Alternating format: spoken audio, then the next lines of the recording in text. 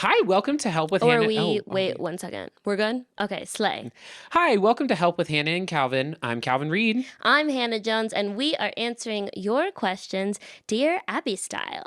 This podcast is brought to you by Little India. This is a beloved, local, family-owned restaurant with 4 locations throughout the Denver area and a coffee shop. Some of my favorites on the menu include the chicken korma, tamarind margarita, and all the samosas.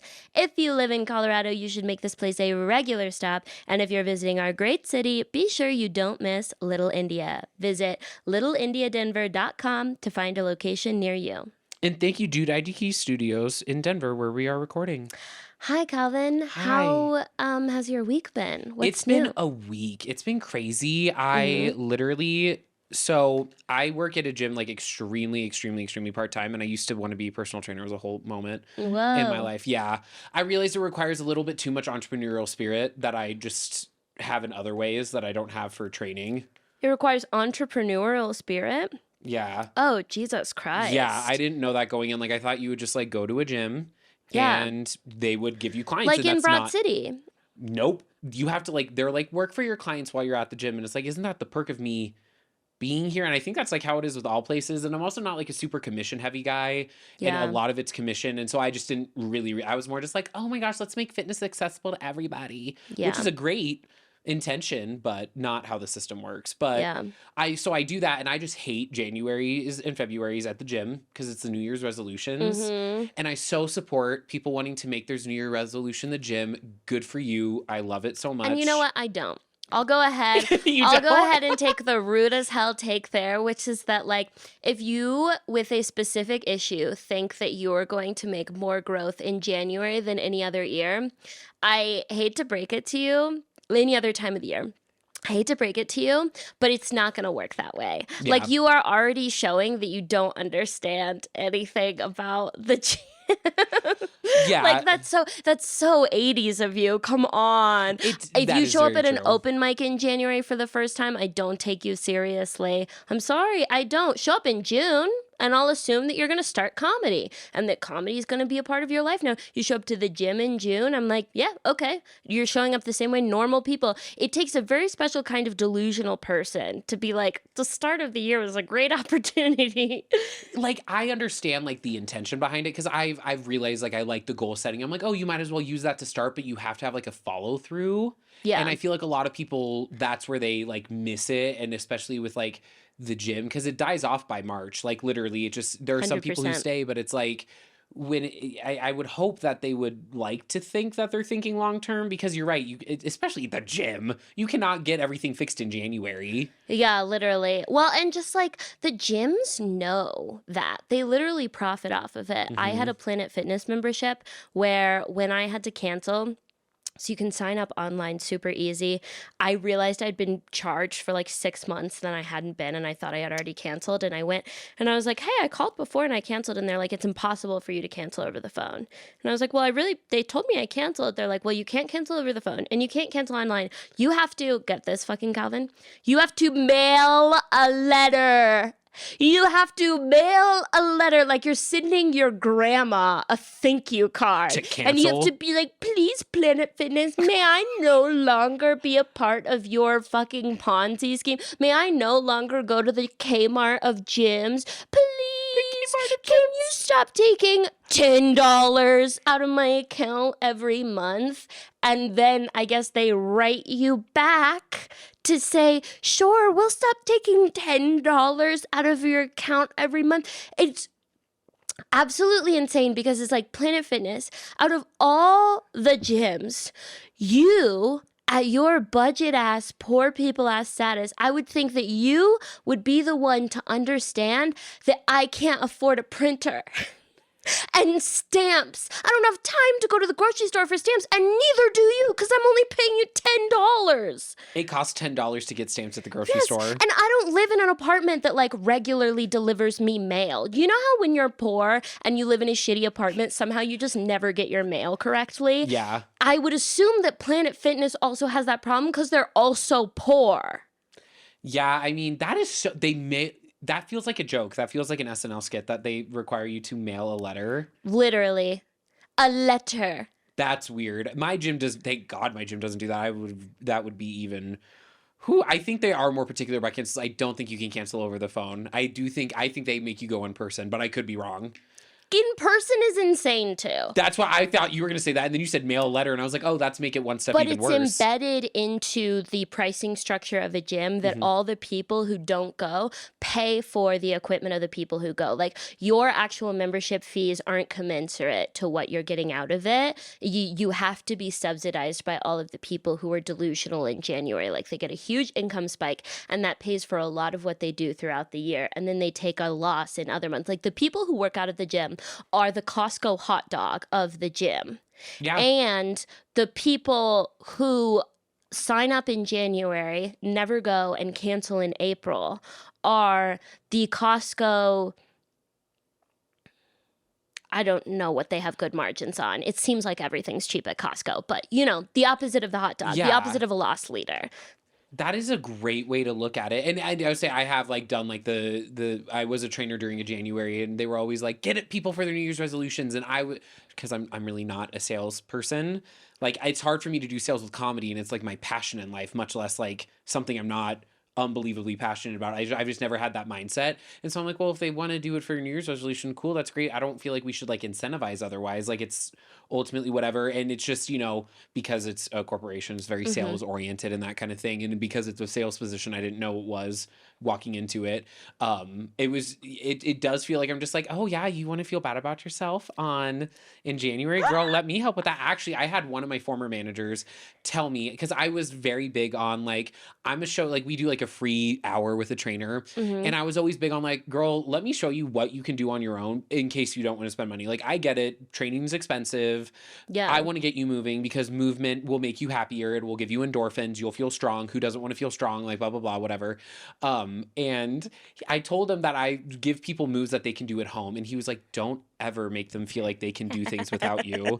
Part of the point of selling is to make it seem like they need you. And it's like, but I don't, what the fuck? Yeah. And it's like, I forget. Yeah, you're a sales guy. You're like a young, like, Teach for America kid who's like, I just want to help the kids. And then the principal is like, no child left behind. Where's your test scores? It is funny how, like, in a lot of jobs, the more that you are concerned with, like, your capacity to benefit the world, the more that you will be incompatible with that job. Yeah.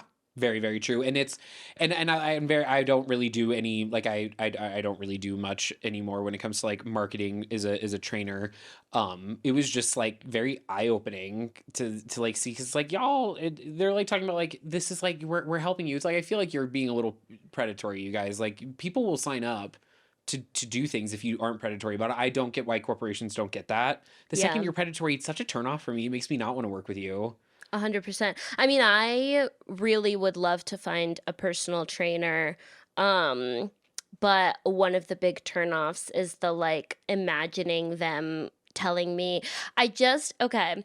I have had so many health professionals specifically tell me whenever the topic of a body or nutrition or losing weight comes up, they will specifically tell me just eat 1,200 calories a day, which for me is what I ate when I was at the height of my eating disorder and thought I was going to pass out during every comedy set. Like truly, I Yeah. would go up and I would like pretty much not eat all day. And then I would eat something high in carbs right before I went on stage just so that my like brain would turn on for the night.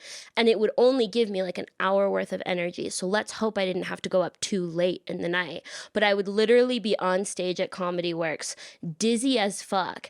And comedy like in a sense saved my life because I remember thinking to myself on stage at Comedy Works, dizzy and like couldn't remember if I had already told a joke or if I still needed to tell that joke. And I was like, I think if I ever want to get really funny, I have to eat.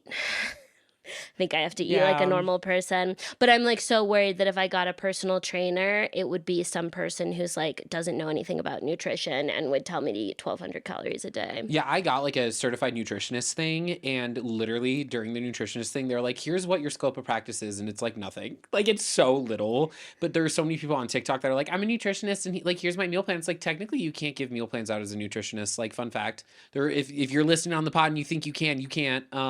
They like literally say it's not not in your scope of practice because you don't know people's blood work. You don't know like all that stuff. Like people shouldn't be doing that. And also 1,200 calories is not enough. That's frightening. I Yeah. hate healthcare professionals who are fat phobic because it's like, bruh, why not? Because I've been so blessed I haven't had that. Like I've always had Mm. people that have been more chill, and I know part of that's just because I'm a guy, but I've not had that, and it's like that would be frightening to have like a medical professional be like eat less when that's like not the And do healthy you thing want to to know the do. most insane part of it? Do you want to What? know the most insane part? The most recent man to tell me to eat 1,200 calories a day was, drumroll please, a dermatologist. A dermatologist? Who just, as a hobby, makes women feel terrible about themselves. How did it come up in the dermatology appointment, you ask? I don't fucking remember. Because I was anorexic at the time. So, not a lot of memories from those 2 years. No, that makes a lot of sense. It's the quicker expiration date of the three big. There's three big eating disorders, right? Anorexia, bulimia, binge eating. Don't call the eating disorders big. It's triggering. The three major ones The three are tiny skinny disorders. me with my therapist. No, like literally, I'm just like I'm like, can I just be the most petite thing that's ever walked the planet? And it's like I'm a 6'1" football built man.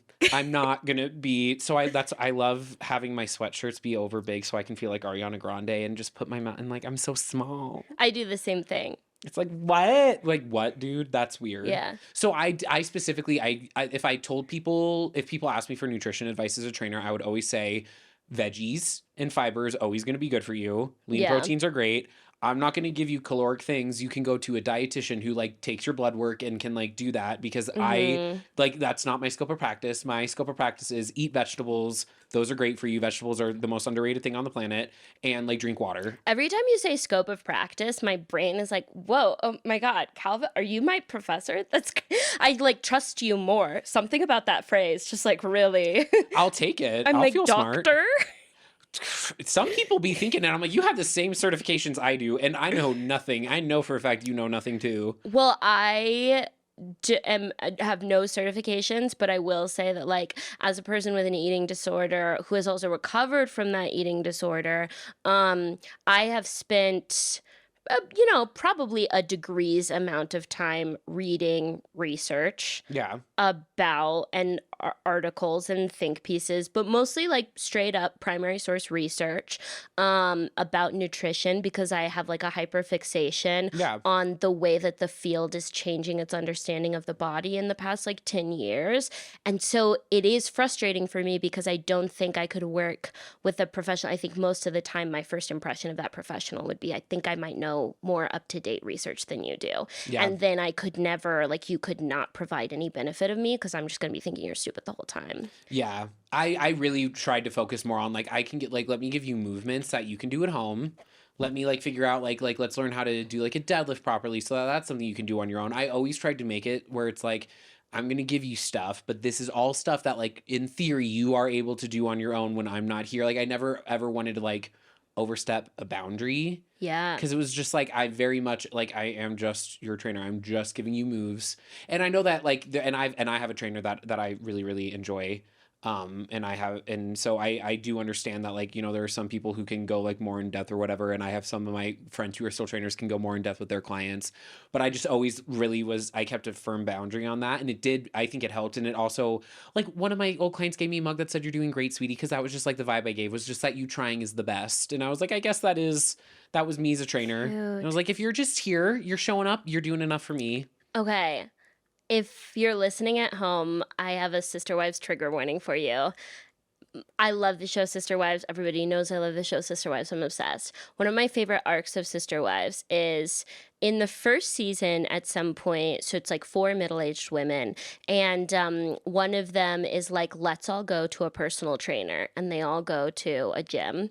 And they get hooked up with this personal trainer who's like awful. And he's like, just all like calories in, calories out.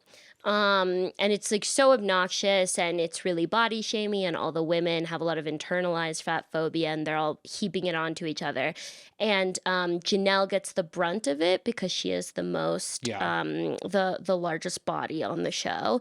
And what happens is that all of them end up falling off. And then there are more episodes in the future where Janelle ends up keeping working out for a while, but she has a fraught relationship with working out and she'll plateau in her progress and she's only measuring the progress with the scale. She ends up getting a different personal trainer. And I want to say this is like season 2 or 3 where we check back in with Janelle and her new personal trainer. And she's like, I'm not losing weight at all. And it's really frustrating to me. And her personal trainer makes her hike up a mountain and use a sledgehammer to destroy her scale. And he says, do you know why you need to destroy that scale? Because you just hiked up a mountain. When you came to me, could you hike up a mountain? And she was like, no. And he's like, and you just picked up a heavy ass hammer and destroyed a scale with the force of your arms. Could you do that when you came to me? And she's like, no. And he was like, so your life has completely changed. You're extremely mobile. You live an active lifestyle with your kids and you can do all this stuff that brings you joy and you're not limited by your body's mobility anymore. Why the fuck would this number on the scale matter? And I'm sitting there, literally like watching Sister Wives on my phone, like just crying. I got teary-eyed just listening to that story. And you have to remember, this was in like 2007 or something. Like no one was saying that in 2007. 2007 was Weight Watchers, Slim Fast shakes. I remember drinking a Slim Fast shake with my friend's mom.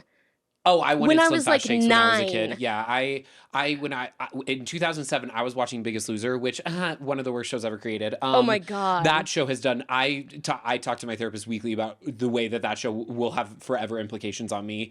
But I used to like around that time. I was probably wanting to drink the Slim Fast shakes. I was like, oh, I cannot wait to get on Biggest Loser so I can lose weight. What the fuck? To get on Biggest Loser? Yeah, I was like, I cannot wait to get on Biggest Loser. And I was like, that baby, that bro, come on. But that's my entire thing. We had a machine that like would do scales and stuff. And at the start of all consultations, I would be like, I personally don't weigh myself. When I go to the doctor, I say, turn around, don't tell me the number because I will go crazy. Because I also have disordered eating. I've never been diagnosed with an eating disorder. We've got the behaviors of it. Let's put it like that. And so I've told them, I'm like, we don't even have to do this. The entire time you work with me, we do not have to touch a scale. You don't have to look at any numbers. And some of them were like, great, I love that. And I would always emphasize, because like if you can do stuff that you couldn't do before, great. That's like the whole point, is for you to feel strong and for you to feel good about yourself.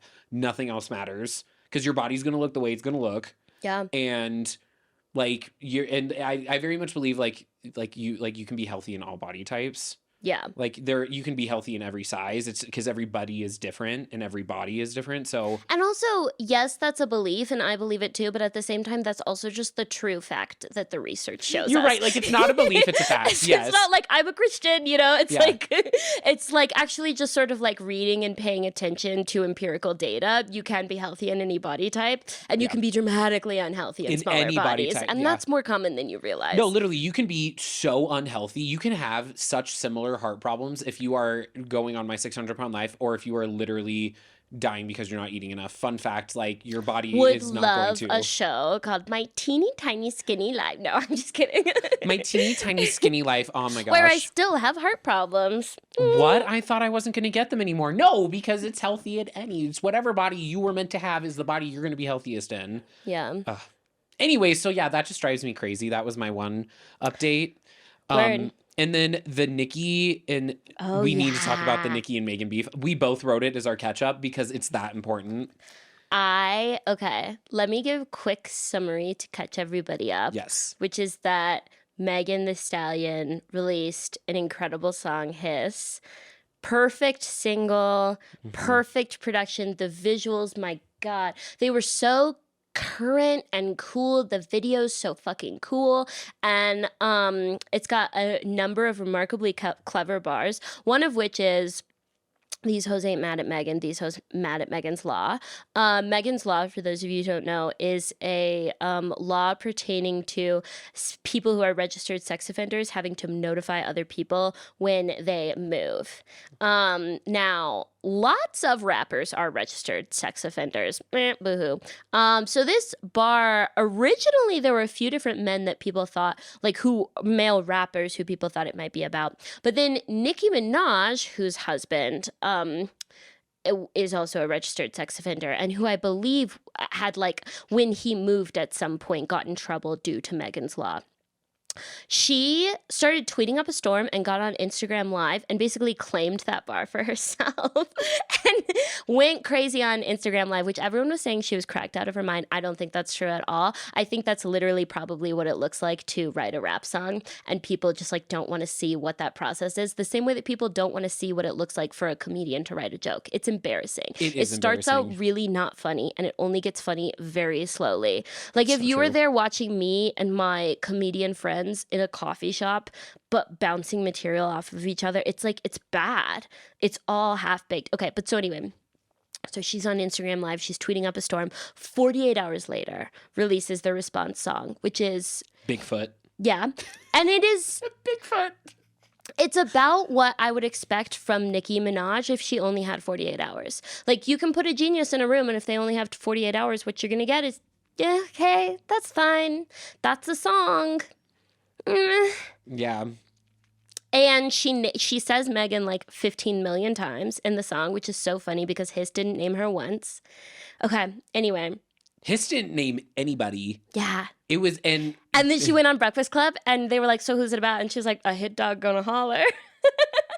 I love Megan, and she's fantastic. She's amazing. I've been a stan of hers, and I like identify as a Barb. I didn't know she married a sex offender, so that was a fun thing to be awoken to. And this her week. brother. Yeah, which you don't pick your brothers, but you do pick your husbands. You very much pick your husbands. That one, and so I didn't know that, and so I was like, why is she getting so upset? And I knew Megan's Law, but I forgot about it. But then I was like, why is she singing about her own law? And then I Googled it, and I was like, oh, duh. Oh my gosh, wow, that is so clever, Megan. Good for you. Like, so good. A bar that you have to Google. Like the caliber. Truly. And it's just such a better song. The Bigfoot song has like this, it is a 2-minute, it's either a minute or 2 minutes. Like it's a long spoken word piece that Nicki does. And for those Nicki fans out there, it's not the fun one like she does in Anaconda, where she talks about being a fat bitch in the motherfucking club. It is her literally telling Megan that, like, you're awful. I have fans that are going to destroy you. And she says it like she's like, she says it like she she's curses insane. her firstborn child. And the weirdest part is that I forgot about that part because I did not listen. I listened to a little bit of Bigfoot, and as soon as I realized it was the same stuff she had been tweeting, I was like, oh, okay. And I looked up the Rap Genius because I was like, well, I don't want to give her the streams. Oh, I listened to all of it just to like see. And it was, I've already listened to Hiss multiple times. I love like. Well, I did penance. I listened to Hiss. I had Hiss on loop 5 times muted on my computer just to make sure that it made up for the accidental Bigfoot stream. Good. Not that I'm like engaging in the stan war. If you're a Barb, everything I said was a joke. No, literally, like don't literally dox me. Well, but okay, so yeah. So then to catch the listeners up some more. Some people everyone was just kind of making fun of Nicki. Like, Megan won the culture war in this specific instance, and everyone online was making fun of Nicki, and some Barbs, which is what Nicki's fandom is called, doxed some of the people making viral TikToks and tweets, making fun of Nicki. And so now the running joke is like, I would say something, but I like actually can't because I don't want to get doxed. Literally, it's like, Barbs, what are you? And she said it in her spoken word piece at the end of the song that like people are gonna do stuff, but I you know, I'm not for stan culture, but I'll say like I stan celebrities. Like I like, you know, some of Nicki's songs I'd be bopping to. I've been a listener since I was like 13, but then it's like, well, I'm not going to be like, I'm in love with someone who did choose to marry a sex offender and took, you know, very broad statements as direct allegations. Why would you take them as direct allegations if that wasn't, you know? Everyone was like, oh, she's ruining her legacy. She's ruining her legacy. It's like, no, she's not. She's Nicki Minaj. She's not ruining her legacy. She's being a little stupid. Like, Kanye has ruined his legacy. He has, yes. But like, no. Just writing one song that's kind of a flop. Like, it's still a clever song. It's just like in this particular matchup, it is the clear loser. I hope she just gets off of the Instagram lives because if those keep happening and she just I never thought of it as the process though because it did see like she was going a little like what's happening, but you're right, the process behind art is not something most people want to see. If I had to guess what it looks like to write an amazing rap song, you're probably in the studio repeating the same lines over and over again to get into the flow and be like, okay, here's what comes next or here's what comes before. Like, I think that's what it sounds because everyone was like, she just kept repeating the one line. It's like, yeah, because that's the line she had so far. And she was trying to write the rest of the verse. Like, what did you expect it to sound like? Now, is it weird to go live as you're writing a diss track response? Would it have been funnier and kind of cooler to just release that song 48 hours later? Yes.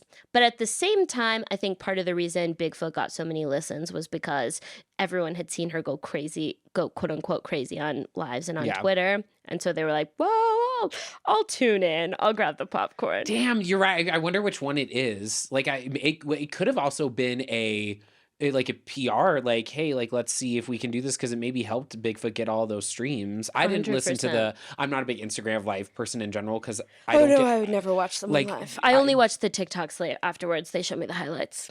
exactly. That's how I would say. So that's the only way I knew what happened on the live. But that really could be like the artist process because yeah, like most songwriters talk like I don't feel like very many songwriters are like this song just came together so easily. Yeah. Even SZA will say that like some of her most popular songs are apparently songs she's just been kind of like, I'll make this song as like a break from another one. But what happened to make you have a break on that song? Because Yeah. something weird was going on. And I have some jokes that I've worked so hard into and that I love so much that the audience just doesn't laugh quite as much as is like this stupid joke I came up with, like happenstance. It's like, really, you guys? I put time and work and dedication into this one to really get a good audience reaction. And this piece of shit thing that y'all just happened to listen to one day is the killer. Yeah, I do But hate that. It's art. No, yeah. I just feel like if I was going to go live and try to write a rap, it would probably, that would also be, it would sound shittier for sure. I'm not comparing myself to Nicki Minaj. I'm just saying that's the process I would assume it would be. No, you're is right. like Yeah. repeating the line that you have to yourself over and over again. And I mean, that's what I do. I mean, that's what we do as comedians with jokes. I mean, I'll repeat a premise a million times trying a different punch to get it, or I'll try a punch with like different, I mean, that's like kind of our whole gist. If we were to go on TikTok live and do our joke writing process, not cute. Not cute Not at cute. all. I'd be just like I'd be showing my phone and it'd be like, this isn't good, you guys. Like, it's just a bunch of bullet points that make no sense and they're all gay. Like, what's going on? It just, like, my process it works for me, but it doesn't make it a streamlined, amazing thing I'd want to show anybody. Yeah, certainly. Absolutely not. Okay, something that I wanted to talk about, something that I've been thinking about a lot is like rich people places. So for my birthday, I wait, have I already talked about this on the podcast? I'll kill myself if I have, about rich people lighting and mirrors and how you look hotter. Thank God. It's because I'm working on a That's true, joke though. about this and I've repeated the concept so many times that now I feel like I've said it to everybody in the world. Okay. For my birthday, my boyfriend took me to a nice hotel, took me to a nice restaurant, right? And one thing that I always think about when we're at nice places is like the mirrors are always skinny mirrors. You know how some mirrors are like tilted a little bit in, so your mirror skinnier than normal, and the lighting is always really good, and you end up just like every time you catch a glimpse of yourself in a mirror, you look hotter than you normally would. Yeah. And I started thinking like, I feel like if I had this all the time, I would be more successful. 1000%. Right? Because imagine you like wake up if in a rich person hotel room on a work trip and you immediately see yourself in a skinny mirror. You like take a shower. You see yourself naked in a skinny mirror. You see your face in perfect lighting. Your skin looks amazing. You go into the boardroom. Of course, I'm going to advocate for myself. Of course, I'm going to negotiate harder. And like, it makes me so pissed off because I feel like rich people must genuinely believe that they're so hot all the time. And then when they go to Walmart and they catch themselves in like the window to the lens crafters, you know, just like a Yeah. sidelong glance, and they're like, oh God, I look horrible here. They're probably like, it's because Walmart sucks. Whereas for me personally, I live my life in those places. For Yeah. me, how I look is how I look in the Target bathroom. And then when I go to like a rich person restaurant and I look and I see this like extremely hot version of myself, I'm like, remember, Hannah, it's just an illusion. You know who you are. You know where you come from. And yeah, I think I advocate for myself less. I think Yeah. I mean that I very much get where because I will be especially the nice hotel specifically the bathroom like I can pinpoint yes. exact moments where I've been like damn, and then I used to my first job was in an Old Navy, and I would go in like the dressing room, and if you look at your face in an Old Navy dressing room you will find so many flaws you didn't know you had. I'll be like, oh, I didn't know my pores were countries. I thought I just had a normal face. Yeah. And it's like demeaning. It's demoralizing to just be like, am I this ugly all the time? But maybe that's why rich people live in the Delulu. They have really nice mirrors and really nice lighting. 100%. That is such an interesting theory. Because I would also, if I woke up feeling more confident, no shit, I'm going to try a little bit harder. I'm more confident than I was earlier. Absolutely. I do better comedy when I am more confident. Yeah. And I just keep thinking about how, like, every time I travel for comedy, I book these shitty hotels. And, like, I bet I would have a better set if I was coming from, like, a great fucking hotel. And I was like, God, I look so good these days. That is true. But then it's like you have to pay for the more Because nice if I was hotel. in rich places consistently, it wouldn't be like, oh, that's an illusion. Oh, I look so hot in this mirror. It would start to be like, I'm so hot. Yeah. I am a hot person moving throughout the world. Yeah. Or you could also, I mean, something that's worked for me is I've been telling myself I'm hot more often. And now I just like kind of believe it. Like we still are working very much on like self-esteem and stuff, but now I'm like, Mhm. wait, I'm hot. Wait, I'm kind of hot if I said it enough, and now I kind of believe it. So now when I When see like a mirror that makes me look good, I'm like, this mirror is telling me what I look I like. think that's a good strategy. Me personally, I don't trust anything that I say. But one thing that okay, this is what I wanted to say when I was thinking about how rich people must think they're so hot all Yes. the time. No wonder all these rich white ladies think everyone wants to sex traffic them all the time. You're right, because they think they are the bee's knees. Every fucking rich white lady is like, someone left a tissue on my car to market for sex trafficking. And I'm like, no one wants a 40-year-old white woman in the harem. That's not profitable for any sex traffickers. No one wants to abduct the high-profile SUV owner, okay? Sex trafficking will always only happen to people who are already at the margins of societies. It's definitely happening, but it's not a high-profile abduction like you think is going to happen to your fucking college daughter or something. But it's like, if I thought that I'm like looking in a fucking Marriott mirror and I'm like, yeah, they probably do want to abduct me. Like, I am so kidnappable. I want to abduct me. 100%. Like, yeah, if I saw me walking down the street, I'd say snatch that bitch. 1000%. That is so true. I realized I reached like a size when I was like, oh, you won't get kidnapped anymore. Because my mom would tell me as a kid I would get kidnapped if I didn't do things. My mom had just loved to raise the stakes. That was like her thing. So funny. And I tell her about it, and she's like, did you die from any of these things? But she would tell me I would die if I did these things. I remember my mom and dad specifically, and this is a major core memory, eating disorder memory for me. But like, my mom was talking about how like I was gonna take this like art class at a place that was like pretty close by, and she was like, well, she can't walk there, because my dad was like, oh, that's great, she can walk there, and my mom was like, she can't walk there, like it's nighttime, she's not gonna walk along a major street at nighttime, and my dad was like, I think she'll be fine. I think it would be good for her to get some extra steps in. He was so not worried about me getting kidnapped, and I was like, this is a moment. That just took a turn. It's like she's not going to get kidnapped. Yeah. Point blank. No, you decided to end a really mean tag. You added a tag to that sentence. Damn. Yeah, no, I definitely have those core memory. I mean, my mom, when I was in Taekwondo as a kid, it was really close to our house, so I could walk, but my mom would like make me text or call her when I was there. And then like looking back, I was like, I don't think anyone would want to kidnap a kid in a Taekwondo thing. But that was also like as I was getting bigger, I did like reach a size where I was in middle school and I was like, I'm taller than all of you. I'm tall. I was like a 5'7" sixth grader. Like I was a tall individual, and I'm tall now. So I've always been kind of also being a guy, I was like, oh, I think I've aged past the kidnapping, and I think those women need to realize it too. Yeah. If you're gonna get kidnapped, it has nothing to do with your looks. It has to do with the money you might have. 100%. And it's nothing more, babes. Okay, so before we get into questions, I have some shows coming up. I'll be in LA February 13th at Dynasty Typewriter. I'll be in Santa Fe February 14th. For a special Valentine's Day show called Love Sucks. I will be in Albuquerque February 15th. That's a free show at a hotel. You should absolutely come to that. I'll be in Portland March 21st and Seattle April 13th.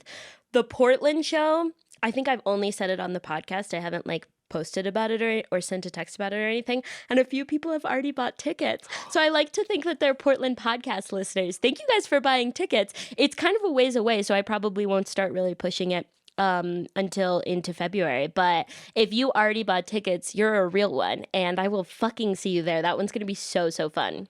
That's badass. I love that. My upcoming shows February 6th in Fort Collins. I'm at the R Bar and Lounge. Fun fact, it's the only gay bar in Fort Collins, so like go support that. February 9th, I'm at Greg's Tap Room in Denver. February 29th, I'm in Pete Satire Lounge, also in Denver.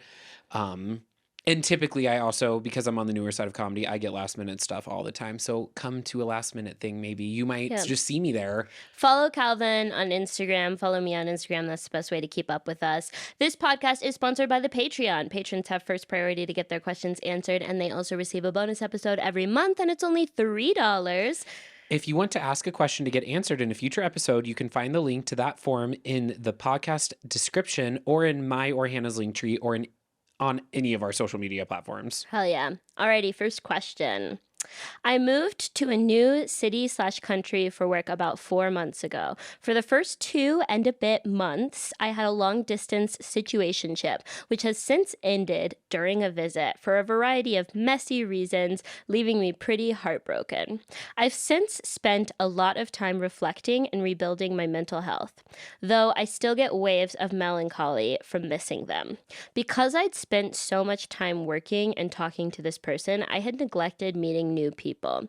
So my question is, given a heartbreak, when is a good time to try and meet new people, and what are some spaces I could do that?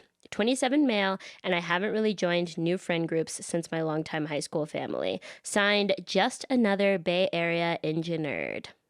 Engine nerd. Look at you, little clever wordplay, So dude. cute. Oh my gosh. This is tricky because usually when you move to a new place, a wonderful alchemy happens where you get to be in your like freshly moved state, and it's such a special time, and it's really hard to recreate it later on down the line, but you say yes to everything, you meet a bunch of new people, and unfortunately you don't have those long-term intimate connections, but you have exciting and new experiences, and it's appropriate for the phase that you're in, and there's just a season of life for like 6 months when you're in a new place. And so whatever you can do to bring back, just like pretend like you just fucking moved. And it's a little harder because you've been in your space for several months and you've been in your job for several months. But I need you to get back into that mode of I am actively making a connections. I'm telling everybody that I'm new in town. That's the best thing you can do, is just every fucking conversation. I'm new to the area. People will randomly start giving you tips of places to go, people to meet. And it's such a special time to have that clean slate. Yeah. But I mean, you're also not like that long. I mean, 4 months is still a very short amount of time. You don't tell someone you moved 4 months ago and then in your thought they're like, oh, they've been here for a long time. Like that's still very, like I feel, in some people it takes a really long time before they even get comfortable in that kind of space. So it's also like, don't like think you're going too slow. I mean, obviously you had other things going on, and I agree with Hannah, like make it seem like you just moved last week with like the heartbreak you went through. Like strangers can think you moved last week. Like that mindset of like, I am brand spanking new, I think will help you like get that motivation. But also just like 4 months is not a lot of time. 6 months isn't a lot of time. A year for some people isn't a lot of time. Like you still have so much more time to get to know people. So there's no rush. It takes time to make those connections. Cause you're right. The first connections that you meet with people, whenever you start something new, the likelihood that they stick are very low, very low. But the heartbreak does suck though. It's hard just to like not want to be sad from that. That like heartbreak is just a shitty feeling. So, it's a bummer. I'm sorry you're going through it, engine nerd. When you're on a completely clean slate, Clubs we talk about every time. Hmm. Get a hobby, join a club, whatever. You can also go into a coffee shop every day, go into the same coffee shop every day on your like third time going there, or basically the first time that they recognize you. Mention, hey, by the way, I just moved here. Do you guys have any sort of like events that might be good to meet new people? And chances are maybe they don't, but chances are the barista is looking for friends or knows another person who's new in town or is like, hey, come to this concert that I'm going to that's very loose and you can meet new people. Go to a different bar in your neighborhood every night. Yep. Have no more than one drink. Don't be immediately getting drunk at bars every night, but go to a pub in your neighborhood every night. Go to it at the same time every night, and then ask the bartender, hey, I'm super new here. Do you guys have any events that might, like, is your trivia night? Is there ever a team that just like forms on the spot? Or do you have any other events where people like connect and meet for the first time? Yeah. Because bartenders and baristas are pretty good at acting as connectors already because it's within the job and they like doing it if you're a chill, cool person. I mean, I've been a I was a bud tender, so not quite the same thing. I mean, in Colorado, basically the same thing. And I would have people like tell me that they were new in like any good restaurants. I'm like, try these restaurants. Like alone, it just like it's worth it to try those new things. Trivia nights can be so much. If you're an engine nerd, you're gonna be good at trivia, dude. Sorry, I can already guess. You're probably gonna be banging at it. People will think that's cool. If you're queer and love Drag Race, there are probably a bunch of drag race bars that do drag race watch parties. I've met cute boys there that I'm like, I would totally talk to you again. If you're straight and you go to a drag night, you will find a girlfriend. I promise you. Yeah, you will. Yeah, you will. Anyone giving off a little bit, I'm into girls, but am a guy energy, all of the straight girls who love Drag Race will be all over you. And they are plentiful and they are starved. And they're more fun than straight bars. Just kidding. I won't bash on straight bars. I haven't been to enough of them to bash on them. But that's like definitely a good option. If you're straight into football, almost every city has like bars for different teams. Scary. That's not for me, but he might be. Yeah. That would never be me. I'm the drag race one. I But feel like if you that like it, guy, if he was that guy, he wouldn't be listening to my podcast. actually you're right. So never mind. I don't think I have any football listener. If you're Yeah. a listener and you're into football, and you have had an experience making football friends, write into the podcast. I'd love to hear from you. I just kind of doubt that you're out there. Yeah, it's hard. Yeah, with listening, I'm like talking to I'm like, if you would listen to football, like I'm listening to my voice talking. Like you don't listen to football or listen, you don't watch football. But that's like I've know people who have met stuff like finding like a passion that you can bring to a social place, whether that's Totally. passion watching something. I mean, hell, there's one gay bar in Denver that does show tunes nights, and everybody's just singing along. Cute. It's adorable, and that's what everybody does. And I know for a fact, if I wasn't depressed that night that I went, I probably would have been singing along. And someone would have been like, "Oh my gosh, you love this song too! Great, great, great!" And it's like, and sometimes those super superficial first time connections are just a way to help break the ground for Yeah. those more long term connections to come in. Because like we've mentioned this on the pod before that everybody like friendships come and go for reasons, and sometimes friendships are just meant to be shorter, but they're meant to make you more comfortable in that space, and that's Yeah. super important.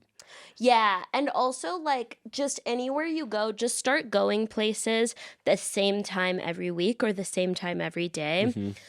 because you want to find whose routines you like overlap with. Like I'm not a musician, but in high school me and my friend started studying for our APs together at a coffee shop. And that's where I got that's where on my first date was a dude who was always at the music open mic that was at the same time. And so we just like saw each other based on Yeah. that. That's a great way to get to. I mean, literally, repetition and Mhm. routine is just truly a chef's kiss for making friends in a 100%. new space. Look at it as like a season of life where you might meet a lot of people who are not true friend material, but the goal is that you're going to have a lot of novelty in your life and you're going to say yes to everything. And that's just what's fun about this season of life. And don't put too much pressure on yourself to like actually find friends that are Because, like, what's fun about the friends that I have now, it took me a really long time to find those qualities. It was like 3 phases into living in Denver before I really found that. And each phase is like 6 months long. So just realize that the process is the process and you can't speed run it. And just find what you like about phase 1, which is the novelty and the excitement of saying yes to everything, and lean into that as opposed to the discomfort of like, I don't have true intimate close friends here. And also, it kind of like on the timing, like it's okay. Like your timing is good. You're also timing for like getting over the heartbreak is going to be the timing. Like heartbreak sucks. It happens to 95% of the world, and the 5% it doesn't happen to are really rude when it comes to talking to them about dating because they don't get you. So you're joining the majority if this is your first heartbreak. If it's not, welcome back. And like it's just a part of it. So that also might take time, and there's no reason to rush that.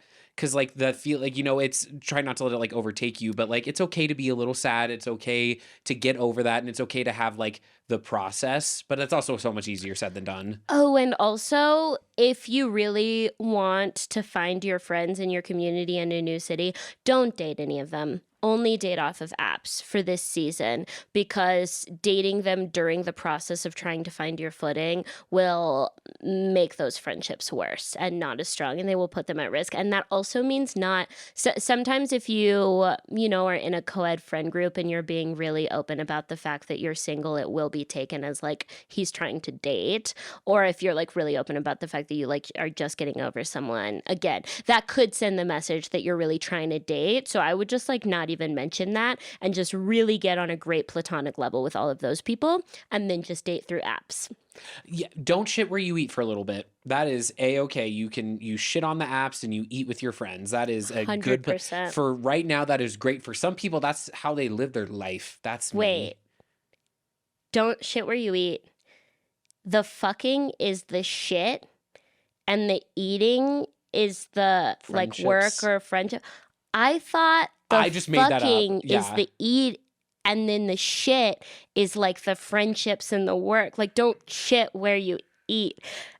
Oh, well, that's kind of mind blowing. Because I'm like friendships are better. So I'm just like, you eat that. Don't shit memes where you eat pussy is what I'm thinking. That's funny. I mean, both work though, don't they? No, you're so right. It's like, don't shit, don't like have your romantic, messy entanglements where you eat, i.e., the joy and benefits of friendship. I am just now realizing this. I'm so stupid. No, I kind of always thought it was. I just kind of made what I set up. That's just how I've always felt about it up on the spot. But like the wording of it, I'm just really wise. I like your way I'm better. just so wise. Okay, thank you so much for writing in, and good luck to you. I think this will be a special season of life for you. I keep saying that, and I want to shoot myself. But engineered, embrace the season. Season of life. It's a season, it is.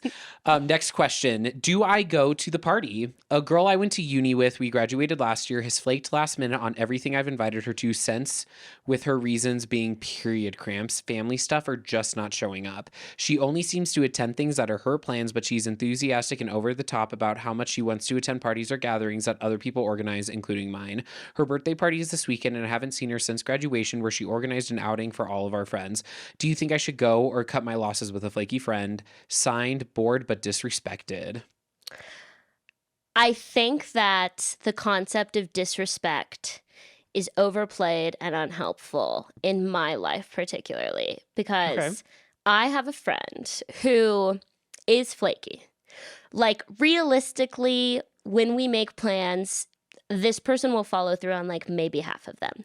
And this person is not great at responding. They sometimes respond if they're already on their phone, but if they're not on their phone, if I don't get a response within like a couple minutes, I know I'm probably never getting a response. And one of the first few times that I started realizing this about this person, it like really bothered me because it made me feel so rejected and so disrespected and so unimportant and so uncool. And then I just had an epiphany that like this is who this person is, and I'm completely comfortable with shaping my life around the expectation of who that person is. And I no longer make plans with that person that require them to follow through. Okay? So a one-on-one plan where my day is hinging on them not flaking will never happen. And I love the friendship that I have with this person because flakes are also more fun. Let's be completely honest. I would rather go out drinking with a flake any night of the week than with my type A follow through friend. My type A follow through friend is the person that I'm going to go cry to if I go through a breakup. Not the flake, certainly not. Oh, not the But flake. the No. flake is 100% getting invited to every party I ever throw. And yeah, I think that the concept of like being frustrated over disrespect, it's like you already know who this person is and you're expecting something different. So the question, do you go to the party? Does the party sound fun? This is not a situation if your friend is a flake and your friend is having a birthday party and you're like, I don't want to not go because I don't want to be someone who flakes out on someone else's birthday party because I feel like it's important to just go to the birthday party. No, no, no, no, no, no. The covenant of your friendship is that there is no pressure to follow through. The Yes. covenant of your friendship is that this is a flaky friendship. So you go to the party if the party sounds fucking fun. You know exactly what the likelihood is. Like they're not going to usher you around. They're not going to introduce you to the people. They are going to be there and having fun, and you can bask in that energy if you want. But for me, quite personally, if this friend that I'm thinking of invites me to a party, I'm going to be there because it's usually going to be a good time. No, 100%. This flaky friend does kind of sound like they'd be a good time, but Yeah. we've talked about this before, but I saw like because my phone was listening to me, I saw a TikTok about, it's called like the fatal friend or fatal flaw friend theory. And what it is it's like everybody has a fatal flaw. Human beings aren't perfect. We all have a fatal flaw. And being friends with someone and being close with somebody is being able to see that flaw, recognize it, and be like, I can live with it. So if you know this friend is flaky, we had someone I think a week or two ago where they were talking about how they like have a friend who's like a known forgetter, and I'm like, well, that's their fatal flaw. So don't do things that you know that they're going to forget because that's setting them up for failure and setting you up to be disappointed. So it might just be that you reflect on this friend, and you're like, this might just be your flaky friend. That's their fatal flaw. They're flaky, and it's something to accept. But if it's also something that just truly makes you feel disrespected, your feelings are valid, but I do think, is it being disrespected? Is it you, or is it this friend's fatal flaw and it's something you might have to choose to accept? That's something you're going to have to decide for yourself. But Yeah. if you do decide to go through with it, because it just does sound like it'll be fun, maybe that's just a friend that you have. I have some friends from college. I'm like, I know I'm not talking about nothing serious. So we talk about something serious, whatever. But like, we're fun. We're going to have a fun time. That's great. We don't expect anything else from each other. And it's rad. But I know that. And so you kind of have to recognize that that just might be that friend's fatal flaw. Yeah, 100%. Like that is going to be a consistent and exact. And the wonderful, I would say that like for me, I'm not that way. I'm a follow through, steady. Same. Like I just really love showing up for people and my consistency. I think those are my best qualities. But it's fun to have one random friendship in my life where I don't feel the need to show up for them at all. I could flake on any plans I had with them and they wouldn't care because they flake on plans they have with me. Who gives a fuck? Like, it is totally fine to just take someone for who they are. And I think that it is actually like, it's worse to be the kind of person who can't take someone for who they are Yeah. than to be the kind of person who's flaky. Flaky is not a moral quality. If you're upfront about it, I mean, it does sound like this person is trying to pretend that they're not a flaky person and that they won't come to terms with it, whatever. You know this about this. So you're not getting duped anymore. So you can't put it on them anymore if you are getting duped. My fatal flaw, I'm late to everything, and I try not to be. My best friends, most of their fatal flaws are being late to stuff. One time we were an hour and a half late for something. We both were.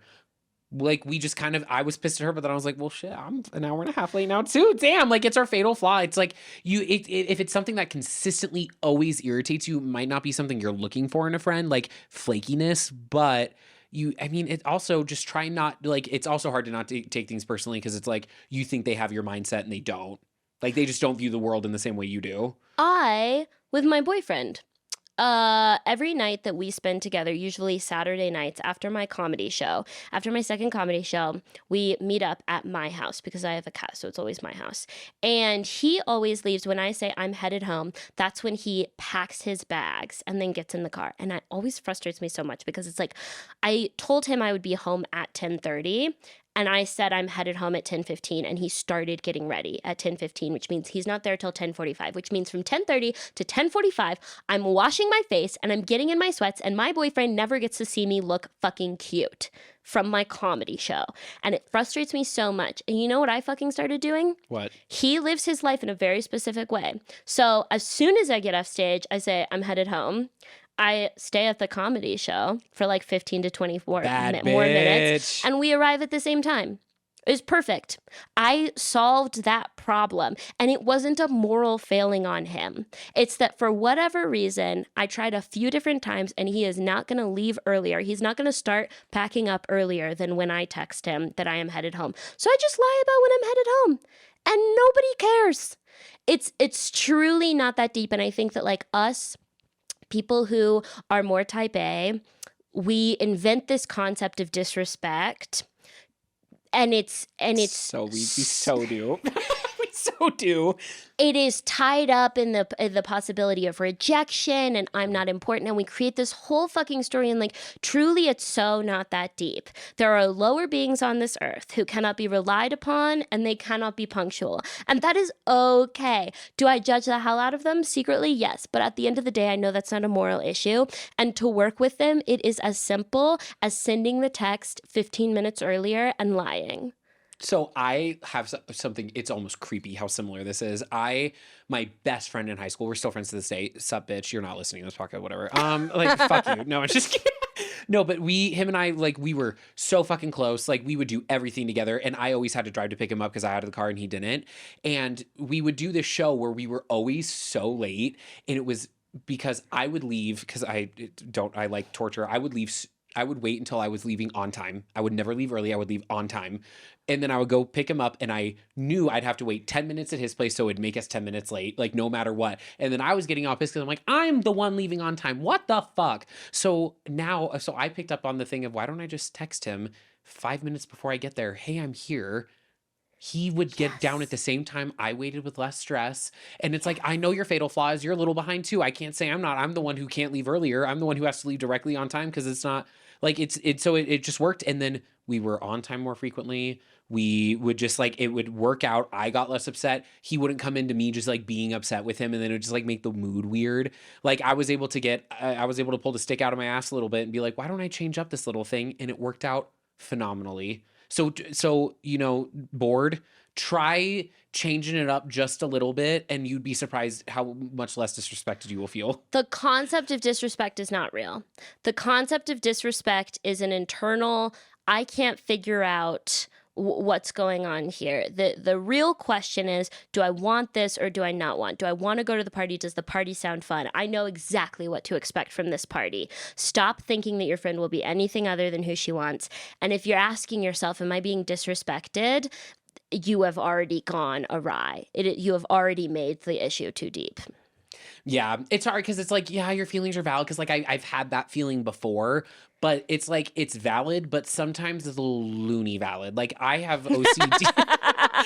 Like it's valid, but in a very sort of like you're crazy way. No, literally, but like that's what it is. Though. Like I have OCD, and so some of my obsessions I'll like put onto my roommate, and then I'm like, why can't you just figure it out? And it's like, wait, Calvin, it's valid that I have these feelings. I'm not saying that I get where I'm coming from, but these are a little loony. They're valid, but they're loony. So don't put it on them. Like it's on, and it's just like something that like I've had to work so like, I mean, there's still probably obsessions that my roommate was probably like, no, you put them on me too. And it's like, sorry, but like, it's every once in a while I just click on him like, wait, she's not like, they're not disrespecting me. He's not disrespecting me by being late. He just like, that's just how, like, it's repetitive behavior. And it's like, it's just, sometimes it's how it is. It's not always that deep. Your feelings are valid, but maybe they're loony feelings. And that's okay. They're still valid. They still make up you, but they're loony, and that's okay. Thank you for joining us on our podcast today. You can find me at Hannah Jones Cool on all social media platforms. You can find me at Calvin Reid, REID_ in just about every social media platform. And you can follow us on Patreon at patreon.com/Hannah Jones Cool. It's for both of us, even though it says Hannah Jones Cool. It is a shared Patreon account for this podcast. You get an extra bonus episode every month, and the link to submit a question is in the podcast description. Thank you so much. Have a good one. Bye.